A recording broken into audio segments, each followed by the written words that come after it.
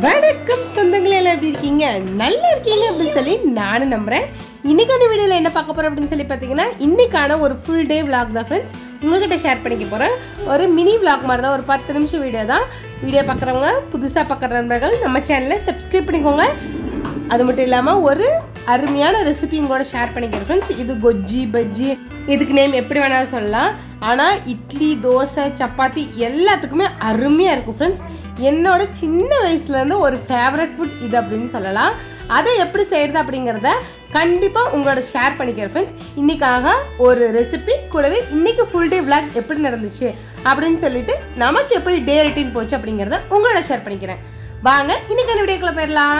இன்னைக்கு day morning நமக்கு வந்து ஒரு காஃபியோட தான் ஃப்ரெண்ட்ஸ் ஸ்டார்ட் ஆச்சு. பவுல் எழுந்துட்டாங்க. எழுந்து அவங்களோட ஒர்க்லாம் முடிஞ்சிருச்சு. அவங்களுக்கு வந்து ஃபேஷியல்லாம் பண்ணிட்டு பால்லாம் கொடுத்தாச்சு. வாங்க இன்னைக்கு ஃபர்ஸ்ட் எடுத்த உடனே ரெசிபிக்குள்ளே போயிடலாம். 2 கத்திரிக்காய், 2 உருளைக்கிழங்கு, தக்காளி ஃப்ரெண்ட்ஸ். இன்னைக்கு தக்காளி அதிகமாக போட்டு தான் பண்ண போகிறோம். கூடவே ஒரு வெங்காயம், ஒரு 5 பூண்டு பல், இது மட்டுமே போதும் ஃப்ரெண்ட்ஸ். இதை நம்ம எல்லாத்தையும் பொடி பொடியாக வந்து நம்ம கட் பண்ணி எடுத்துக்கலாம். கட் பண்ணிவிட்டு குக்கரில் சேர்த்துடலாம் ஃப்ரெண்ட்ஸ். நம்ம வந்து உருளைக்கிழங்கு, கத்திரிக்காய் நம்ம மாற்றி மாற்றி அதிகமாக கம்மியாகவும் சேர்த்துக்கலாம். நான் வந்து இன்றைக்கி தக்காளி அதிகமாக போட்டிருக்கேன். உருளைக்கிழங்கு அதிகமாக இருந்துச்சுன்னா கிழங்கு, கத்திரிக்காய் அதிகமாக போட்டால் இனியும் நல்லாயிருக்கும். அதுக்கப்புறம் கொஞ்சமாக சீரகம், தேவைக்கேற்ப தண்ணி ஊற்றிக்கோங்க. 1 ஸ்பூன் மிளகாய்த்தூள் காரத்துக்கு போட்டுக்கோங்க ஃப்ரெண்ட்ஸ். கொத்தமல்லி, கருவேப்பிலை கெடாமல் இருக்கிறதுக்காக ஒரு இதுநூண்டு புளி போட்டுக்கோங்க ஃப்ரெண்ட்ஸ். இது மட்டுமே போதுமானது. உப்பு, காரம், இந்த காய்கறி இவ்வளோதான் ஃப்ரெண்ட்ஸ். இதை வந்து நம்ம மூடி போட்டு நம்ம வந்து ஒரு 5லேருந்து 8 விசில் விட்டுக்கலாம். என்னோட குக்கரில் வந்து விசில் வந்து ஜாஸ்தியாக தான் விடுவோம். பக்கத்தில் கூடவே இட்லி வேக வச்சாச்சு. பவுல் வந்துட்டாரு. நம்ம சமைக்க வந்து நம்ம டிஸ்டர்ப் பண்ணுவார்.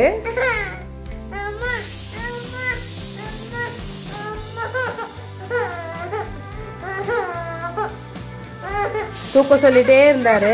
நம்ம கிச்சனுக்கு வந்தாலே பவுலுக்கு பிடிக்காது. அதுக்கப்புறம் விசில் வந்துருச்சு. விசில் ஸ்டீம் அடங்கினதுக்கப்புறம் நம்ம வந்து பார்க்கலாம் ஃப்ரெண்ட்ஸ். காயெல்லாம் நல்லாவே வெந்துருச்சு. அதுக்கப்புறம் அதில் இருக்கிற தண்ணி மட்டும் தனியாக எடுத்துகிட்டு நம்ம மிக்ஸி ஜார்லேயும் போட்டுக்கலாம், மற்ற வச்சு கடைஞ்சிக்கலாம். நான் மிக்ஸி ஜாரில் போடுறேன் ஃப்ரெண்ட்ஸ். கொஞ்சம் வந்து கத்திரிக்காய், உருளைக்கிழங்குலாம் கொஞ்சம் அப்படி அப்படியே இருந்தால் தான் நமக்கு சாப்பிட்றதுக்கு நல்லா இருக்கும். நம்ம வந்து மற்ற வச்சு நீங்கள் வந்து உங்களால் எவ்வளோ மைய கடைய முடியுமோ அந்த அளவுக்கு நீங்கள் கடைஞ்சிக்கோங்க. அதுக்கப்புறம் பேலன்ஸு நம்ம அந்த நீர்த்து வச்ச தண்ணியையும் கூட தேவைக்கேற்ப நீங்கள் வந்து தண்ணி ஊற்றிக்கலாம். நான் வந்து ஒரு 1/2 டம்ளர் தண்ணி ஊற்றிருக்கேன், கொஞ்சம் கெட்டியாக இருக்குது அப்படின்றதுக்காக. இதுக்கப்புறம் நம்ம வந்து தாளிப்பு சேர்த்துடலாம். நான் தேங்காய் எண்ணெய் தான் ஃப்ரெண்ட்ஸ் இன்றைக்கி தாளிக்கிறேன். எண்ணெய், கடுகு, கடலைப்பருப்பு, உளுந்தம்பருப்பு நீங்கள் என்ன போடுவீங்களோ போட்டுக்கோங்க. கூடவே கருவேப்பிலையும் கொஞ்சம் பெருங்காயத்தூள் இது மட்டும் போட்டால் போதும் ஃப்ரெண்ட்ஸ். இது போட்டுட்டு தாளிப்பை இதோடு சேர்த்து ஊற்றி நல்லா மிக்ஸ் பண்ணிடலாம். அவ்வளோதான் ஃப்ரெண்ட்ஸ், அருமையாக ரெடி ஆகிடுச்சு. புளிப்பாகவும் இருக்கும், டேஸ்ட்டாகவும் இருக்கும், குழம்பு நல்லா கெட்டியாகவும் இருக்கும். ஏன்னா நம்ம வந்து உருளைக்கிழங்கு போட்டிருக்கோம், கத்திரிக்காய் போட்டிருக்கோம் இல்லைங்களா. இதை வந்து நம்ம கூட குறை எப்படியும் போட்டுக்கலாம். நல்லா ப்ரெக்னென்சி சமயத்தில் எனக்கு வந்து வாய்க்கு ரொம்பவே நல்லாயிருக்கும். எனக்கு ரொம்ப பிடிச்ச டிஷ்ஷில் இதுவும் ஒன்று. கண்டிப்பாக நீங்களும் ட்ரை பண்ணி பார்த்துட்டு சொல்லுங்கள். நான் இன்றைக்கி இட்லியோட தான் ஃப்ரெண்ட்ஸ் சர்வ் பண்ண போகிறேன். இட்லியும் கூடவே ஆயிடுச்சு. நம்ம வந்து சமைக்க இட்லியும் வச்சாச்சு. அடுத்து சாரா குட்டி, பவுல் அவங்க அப்பாவுக்கு கொடுத்துடலாம். எல்லாத்துக்கும் இன்றைக்கி வந்து எண்ணெய் வச்சுருந்தோம், தலை ரொம்ப எண்ணெய் வச்சுருந்தேன் இன்றைக்கி. அதுக்கப்புறம் எல்லாத்துக்கும் ஊட்டியாச்சு. அவங்க அப்பா வந்து சாராக்கு, பவுலுக்கெல்லாம் ஊட்டிகிட்டு இருந்தாங்க. பவுல் வந்து பிரச்சனை இல்லை ஃப்ரெண்ட்ஸ். அவரே எடுத்து பிச்சு சாப்பிட்டுக்கிட்டாரு. என்ன மாதிரி தான் என்னோட பையனும் கூட. அதனால் அவருக்கும் வந்து இந்த குழம்பு ரொம்பவே பிடிக்கும். பஜ்ஜி அப்படின்னாவே அவர் பாட்டுக்கு சாப்பிட்டுக்குவாரு. குழந்தைங்க சாப்பிட்டாவே நமக்கு திருப்தி ஃப்ரெண்ட்ஸ். 2 குட்டீஸும் முடிச்சிட்டாங்க. மம்மு சாப்பிடுன்னு சொல்லிட்டு பவுல் சொல்கிறாரு. அதுக்கப்புறம் சட்னி கேட்குறாரு. என்ன வேணும்? தட்டா வேணுமா? குழம்பு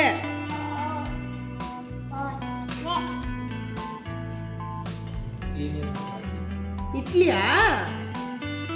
என்னது இது?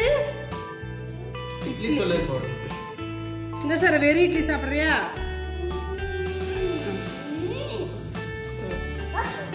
ஓகே, வெறும் இட்லிக்கு பிறந்தவ, ஒருத்தன் குழம்புக்கு பிறந்தவ.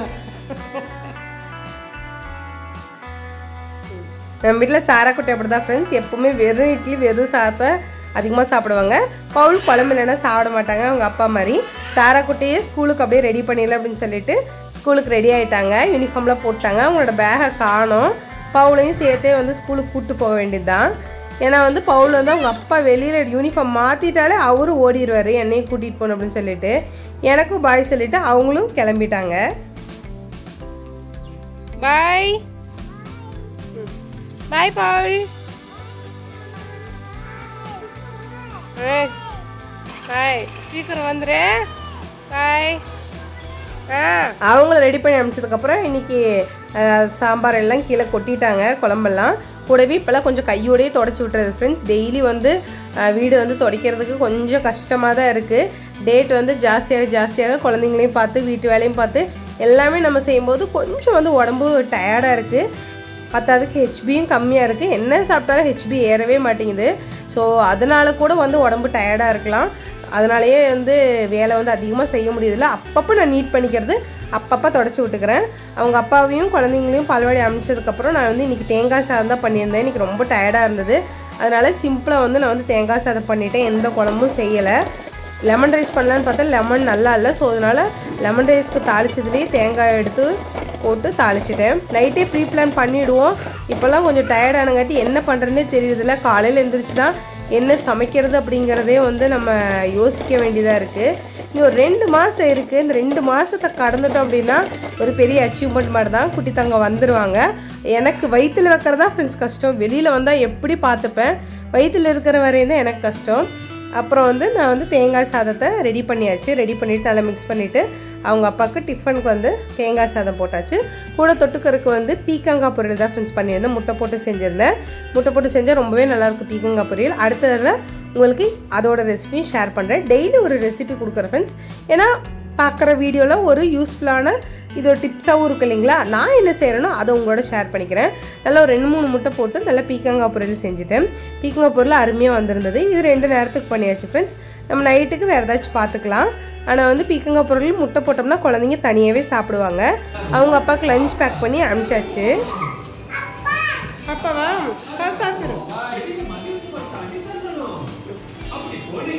மெதுவா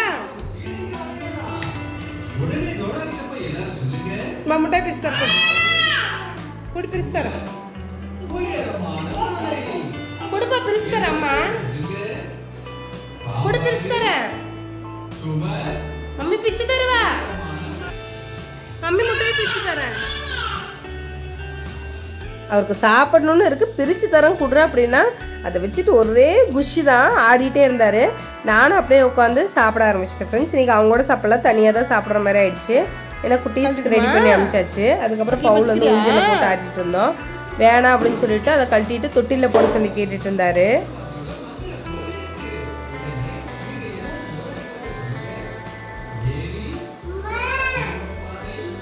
ஒரு வழியாக பவுல் வந்து ஆட்டி தூங்க வச்சாச்சு. அதுக்கப்புறம் பாத்திரம் கழுவ வேண்டிய வேலை இருந்துச்சு ஃப்ரெண்ட்ஸ். கையோட கழுவி போட்டலாம் அப்படின்னு சொல்லிட்டு கழுவ நின்றுட்டேன். ஏன்னா பவுலுக்கு நம்ம பாத்திரம் கழுவுறதே பிடிக்காது. 2 குட்டீஸ் இருக்குங்காட்டி ஓகே. இன்னொரு குட்டி வாண்டு வந்தால் என்ன பண்ணுறதுன்னு தெரியல. அவங்க அப்பா ரொம்ப நாள் டிஷ் வாஷர் ஒன்று வாங்கிடல அப்படின்னு சொல்லிட்டு இருக்காங்க. ஓல்டாஸ் பெக்கோ அப்படிங்கிற ஒரு பிராண்டில் பார்த்துட்ருக்கோம். சரி குழந்தை பிறக்கிறதுக்கு முன்னாடி தேவைப்பட்டால் வாங்கிக்கலாம் அப்படின்னு சொல்லிட்டு அதுக்கப்புறம் பாத்திரத்தையும் கழுவியாச்சு. கழுவு சாரா குட்டி வந்துட்டாங்க. அந்த கிச்சனில் வந்து எப்பவும் போல தான் நம்ம வந்து எப்பவுமே சந்தைக்கு போனோம் அப்படின்னா வெள்ளரிக்காய் வாங்கிடுவோம். வெள்ளரிக்காய் குழந்தைங்க விரும்பி சாப்பிடுவாங்க. அது வந்து கட் பண்ணி 2 குட்டீஸ்களுக்கு கொடுத்தாச்சு. அது வாங்கி சாப்பிட்டாங்க. பவுல் எழுந்துட்டாங்க. அவ்வளோதான் ஃப்ரெண்ட்ஸ் அவங்களோட தூக்கமே. எப்பவுமே உப்பு போடணுமா உனக்கும்? போடு.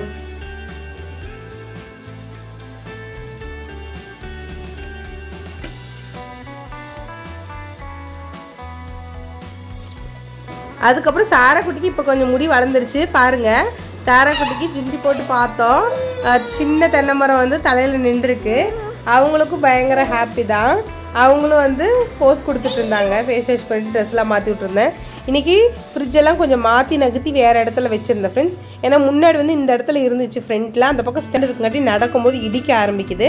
அதனால் என்ன பண்ணிவிட்டேன், நான் வந்து இந்த டேபிளை கொஞ்சம் அட்ஜஸ்ட் பண்ணிவிட்டு அந்த இடத்துல ஃப்ரிட்ஜ் வச்சுட்டேன். இன்றைக்கி அதெல்லாம் எடுத்து க்ளீன் பண்ணி வீட்டெல்லாம் பளிச்சுன்னு தொடச்சாச்சு. துடைக்கிற வேலையும் முடிஞ்சிருச்சு. குட்டீஸையும் அழகாக குளிக்க வச்சாச்சு. நீங்கள் 9:30 ஆகிடுச்சு ஃப்ரெண்ட்ஸ். ஏன்னா இன்றைக்கி கிச்சன் ஒர்க் அதிகமாக இருந்தது. கூடவே நான் வந்து இந்த கோத்ரேஜோட ஏர் ரூம் ஃப்ரெஷ்னர் வாங்கியிருக்கேன். அதாவது பத்தி தான் நான் எப்பவுமே பற்ற வைப்பேன். அதுக்கு பதிலாக இந்த ஏர் ஃப்ரெஷ்னர் வாங்கிக்கலாம் அப்படின்னு சொல்லிட்டு ஹஸ்பண்ட் சொல்லியிருந்தாங்க. சரி 1 மந்த் யூஸ் பண்ணி பார்ப்போம் இது எப்படி இருக்குது அப்படின்னு சொல்லிட்டு நானும் வந்து வாங்கிட்டேன் ஃப்ரெண்ட்ஸ். ஏன்னா இது ஆல்சோ சீப் அண்ட் பெஸ்ட் தான், 100 ருபீஸ் தான் வந்துச்சு. நான் யூஸ் பண்ணிவிட்டு எப்படி இருக்குன்னு கண்டிப்பாக உங்களோட ஷேர் பண்ணிக்கிறேன். அதுக்கப்புறம் துணி மிஷினில் போட்டிருந்தோம். அந்த துணியெல்லாம் எடுத்துகிட்டு இந்த துணி காய போடல அப்படின்னு சொல்லிட்டு வெளியில் வந்திருந்தேன். ஹவுஸ் ஓனரோட பப்பிக்கு ஃபுட்டு வந்து ரெடி பண்ணியிருந்தேன். சாதம் வந்து வடிச்சிருந்தேன். சாதத்தோடு சேர்ந்து இந்த பெடிகிரி அப்படின்னு சொல்லி இது ஒன்று இருக்குது ஃப்ரெண்ட்ஸ். இது வந்து சாதத்தில் மிக்ஸ் பண்ணிவிட்டு எல்லா டாக்ஸ்க்கும் நான் கொடுத்துட்டேன். ஒரு 3 நாய்க்குட்டி இங்கே வந்து இருக்குது. அவங்க ஊரில் இல்லை அப்படின்னோடனே நம்ம இன்றைக்கி நாய்க்குட்டிக்கு சாப்பாடு போட வேண்டியது. அது மேலே மேலே தாவிச்சு கொஞ்சம் பயந்தான், ஆனால் எப்படியோ போட்டாச்சு. அதுக்கப்புறம் நைட்டு குட்டீஸ்க்கு சாப்பாடு கொடுத்துட்டேன். இன்றைக்கி சாதம் கொடுத்து தான் குளிக்க வச்சுருந்தேன். அதுக்கப்புறம் நைட்டுக்கு எப்பவும் போல் கொடுக்க வேண்டிய பாலையும் கொடுத்தாச்சு. கொஞ்சம் நேரம் ஆட்டம் ஆடிட்டாங்க. எப்பவுமே 8:30க்கு படுத்துருவோம் ஃப்ரெண்ட்ஸ். 9 o'clock பவுலெல்லாம் தூங்கிடுவார். இன்றைக்கி ரொம்பவே லேட் ஆகிடுச்சு. 10 o'clock மேலே ஆகிடுச்சு. அதனால் வந்து பவுல் வந்து நல்லா டயர்ட் ஆகிட்டாங்க. சாரா குட்டி எப்போ அம்மாவும் ஆட்ட ஆடிட்டு இருப்பாங்க. ஈவினிங் வந்து போண்டா போட்டிருந்தேன். அந்த போண்டா போட்டங்கிறது தான் குழந்தைங்க கொஞ்சம் சரியாக சாப்பிடல. அதுக்கு தேங்காய் சட்னி வச்சுருந்தேன். சாராவும் பவுலுக்கும் பாலை கொடுத்தோடனே உடனே போய் படுக்க ஆரம்பிச்சாச்சு ஃப்ரெண்ட்ஸ். படுக்க வைக்க ஆரம்பிச்சாச்சு. பெட்டில் பெட்ஷீட்லாம் போட்டோடனே சாரா குட்டி ஹெல்ப் பண்ணிட்டு இருந்தாங்க. அப்புறம் எல்லா தலைகாணியும் தூக்கி கீழே போட்டுட்டு ஆட்டம் ஆடிட்டு இருந்தாங்க. லைட் ஆஃப் பண்ணோடனே பவுல் குடுகுடுன்னு பயந்து ஓடி வந்துட்டாங்க. இப்படி தான் ஃப்ரெண்ட்ஸ் எங்களோட டே vlog முடிஞ்சிச்சு. வீடியோ பிடிச்சிருந்தா லைக் பண்ணுங்க, நம்ம சேனல் சப்ஸ்கிரைப் பண்ணுங்க, உங்க கருத்துக்களை கண்டிப்பாக கமெண்ட் பண்ணுங்க. நெக்ஸ்ட் வீடியோவில் பார்க்கலாம். Okay friends, love you guys, bye. Thanks for வாட்சிங்.